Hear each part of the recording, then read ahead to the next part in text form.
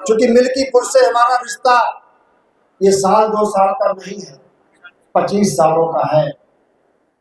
और 25 सालों का जब रिश्ता रहता है तो उसको हम 2 पीढ़ी का रिश्ता कर सकते हैं। 25 साल के पहले जो हमारे साथ नौजवान थे और जो 25 साल के बाद जो 25 साल से जो हमारा रिश्ता था, आज उनकी उम्र मैं समझता हूँ कि 50 साल के ऊपर हो गई है। और जिनकी 50 साल के ऊपर है उनके 25-30 साल के बेटे हैं। इस प्रकार से 2 पीढ़ी का रिश्ता है। आप सभी लोगों को मैं नमन करता हूँ। आदरणीय भवानी फेर भैया, आदरणीय बंशीधर भैया, हमारे जिला अध्यक्ष आदरणीय संजीव सिंह जी, जितने लोग यहाँ पर बैठे हैं सबको मैं जान रहा हूँ।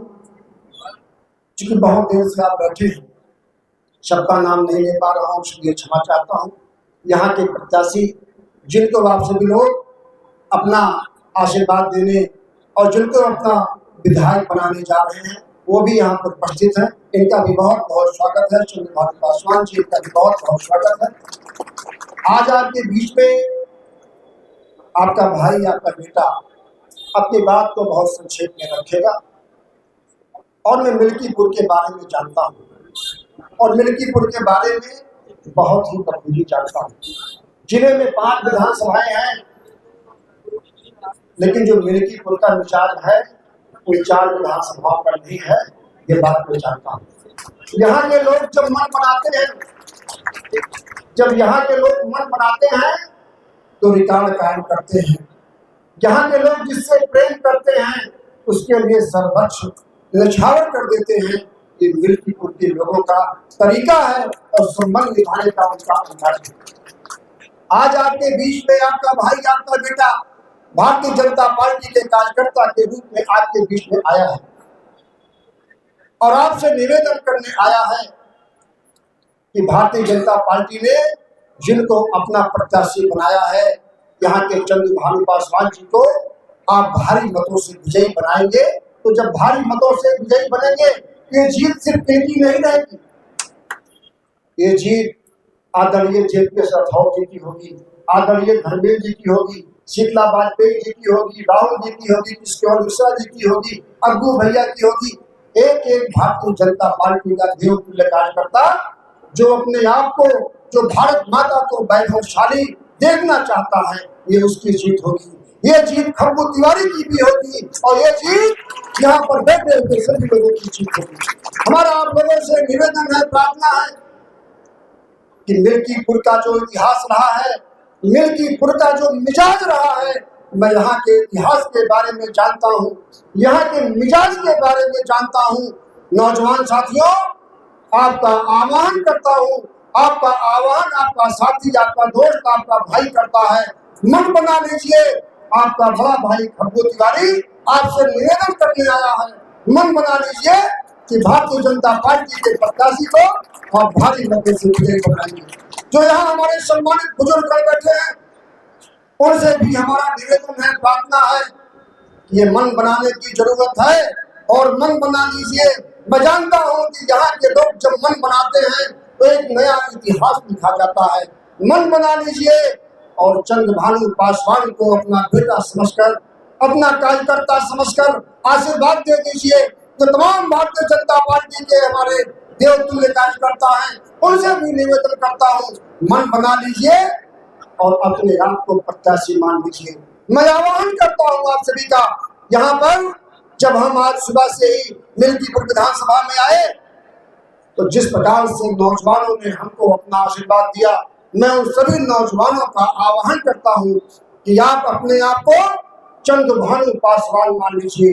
जो यहाँ पे बुजुर्ग बैठे हैं, मैं आप सभी का आह्वान करता हूँ कि आप सभी लोग चंद्रभानु पासवान को अपना बेटा समझ लीजिए।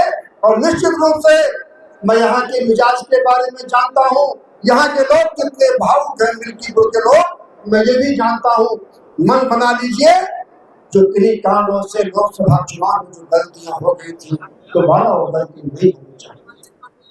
आपको पता है, हम लोग जब कहीं बाहर जाते हैं और जब कहते हैं कि हम अयोध्या से आए हैं, तो जिससे हम कहते हैं कि हम अयोध्या से आए हैं, वो व्यक्ति हमें देवत्व देखता है, प्रभु श्री राम का रूप देखता है। लेकिन लोकसभा चुनाव के बाद जब हम अयोध्यावासी कहीं बाहर जाते हैं और जब कहते हैं कि अयोध्या से हम आए हैं तो हम लोगों को धिक्कार मिलती है। 400 वर्षों से प्रभु श्री राम, हम लोग तो राम को मानने वाले हैं, हम लोग सनातन को मानने वाले हैं। 400 वर्षों से प्रभु श्री राम जिस प्रकार से टेंट और तंबू में रह रहे थे, उसको मूर्त रूप देने का काम किसी ने अगर किया है तो माननीय मोदी जी ने किया है, माननीय योगी जी ने किया है। हमारी कई पीढ़ियां, हमको याद है, हमारी कई पीढ़ियां, हमारे बाबा, हमारे पिताजी, कई पीढ़ियां इस उम्मीद के साथ वो लोग दिवंगत हो गए कि अयोध्या में राम मंदिर कब बनेगा। राम मंदिर का निर्माण कब हुआ? जब देश में माननीय मोदी जी की सरकार आई और उत्तर प्रदेश में माननीय योगी जी की सरकार आ रही, आप सबके आशीर्वाद से तब राम मंदिर का निर्माण हुआ। आज अयोध्या के गौरव की बात है, अयोध्या की परंपरा की बात है। आज एक तरफ राम को मानने वाले लोग हैं, सनातन परंपरा को मानने वाले लोग हैं, एक तरफ भारतीय संस्कृति को मजबूत करने वाले लोग हैं, एक तरफ वो लोग हैं जो चाहते हैं कि हमारा देश विश्वगुरु बने, और दूसरी तरफ वो हैं जो भारत माता को डाइन कहते हैं। आपको याद है ना, भारत माता को डाइन कहा जाता है, याद है वो लोग कौन कहते हैं? आपको सोचना होगा कि हम उनके साथ हैं जो भारत माता की जय कहते हैं, कि हम उनके साथ हैं जो भारत माता को डाइन कहते हैं।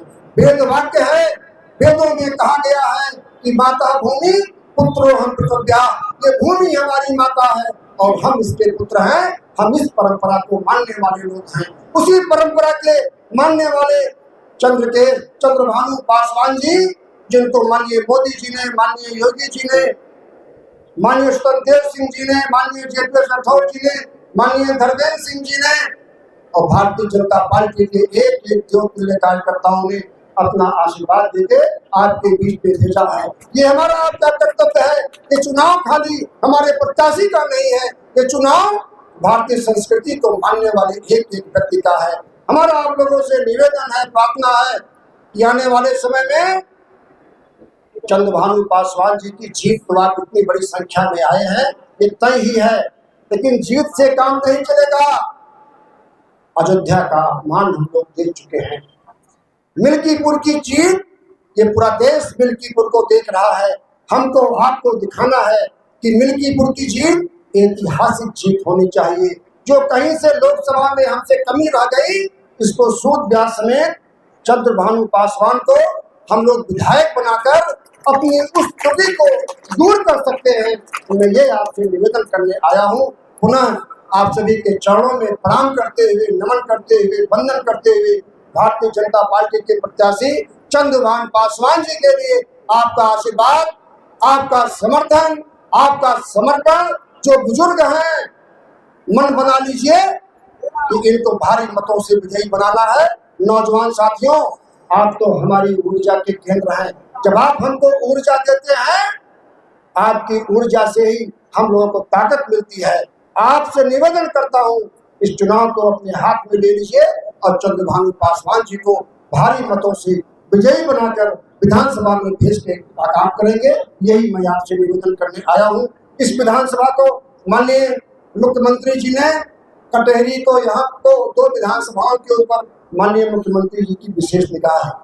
और आप जानते हैं कि अभी 2 साल की सरकार है। हमारे माननीय मुख्यमंत्री जी, हमारे मंत्री जी, जितने भी मंत्रीगण हैं, उन सब ने संकल्प लिया है कि विधानसभा मिल्कीपुर एक रोल मॉडल विधानसभा विकास के मामले में बने। इस विधानसभा की तरक्की के लिए, इस विधानसभा के सर्वांगीण विकास के लिए, और जो हमसे कमी कहीं लोकसभा में हुई है, उस कमी को दूर करने के लिए हमारा आप लोगों से निवेदन है, प्रार्थना है कि चंद्रभानु जी को भारी मतों से विजयी बनाकर विधानसभा में भेजने का काम करेंगे। यही प्रार्थना करते हुए मैं अपनी वाणी को विराम देता हूँ। जय हिंद, जय भारत, भारत माता की जय। और हमारे नेतागण जो यहाँ बैठे हैं, वो आपसे आश्वासन चाहते हैं कि अपने आप को आप प्रत्याशी मानकर, जो यहाँ बुजुर्ग हैं, जो यहाँ नौजवान हैं, वो अपने आप को प्रत्याशी मानकर भारतीय जनता पार्टी के प्रत्याशी चंद्रभानु पासवान जी के साथ हैं, तो एक बार हाथ उठा के भारत माता की जय कर दीजिए। भारत माता की, भारत माता की, भारत माता की। आप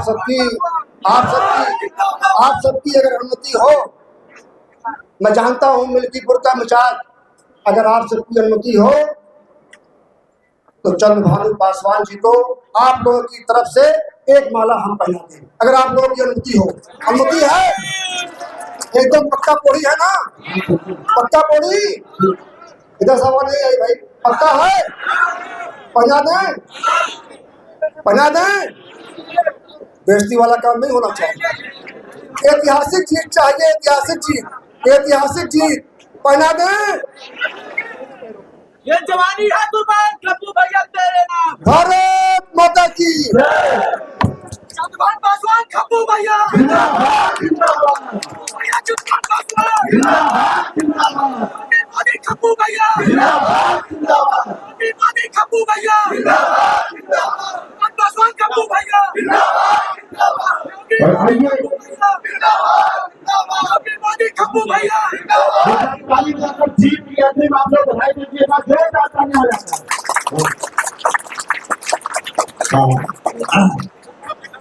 आपने बड़ा महत्वपूर्ण बोलन सुना।